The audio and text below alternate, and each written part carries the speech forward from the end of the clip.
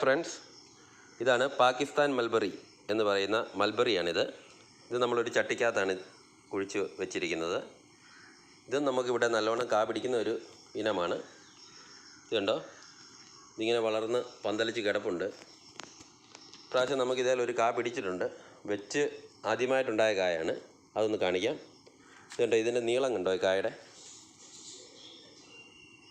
പക്ഷെ നമ്മൾ നേരത്തെ ഇതിൻ്റെ ഫലം കഴിച്ചിട്ടുണ്ട്. അത് കഴിഞ്ഞാണ് ഈ ചെടി നമ്മൾ വെച്ച് പിടിപ്പിച്ചത്. ഇതിപ്പോൾ നമ്മുടെ ഇതേൽ ആദ്യമായിട്ടുണ്ടായ ഒരു മൽബറിക്കയാണ്. അതിൻ്റെ നീളം കണ്ടോ നിങ്ങൾ. ഇത് പഴുത്ത് കഴിയുമ്പോൾ നല്ല മധുരമാണ്. ഇതൊരെണ്ണം വീട്ടിൽ വെച്ച് പിടിപ്പിച്ചാൽ ഏറ്റവും നല്ലതാണ്. ഒരു 5-6 കായ ഉണ്ടായി നമുക്കൊരു ചെറിയ ജ്യൂസൊക്കെ അടിക്കണമെങ്കിൽ ജ്യൂസൊക്കെ അടിച്ച് കുടിക്കാവുന്നതാണ്. നല്ല ടേസ്റ്റുള്ള ഒരു ഫ്രൂട്ടാണിത്.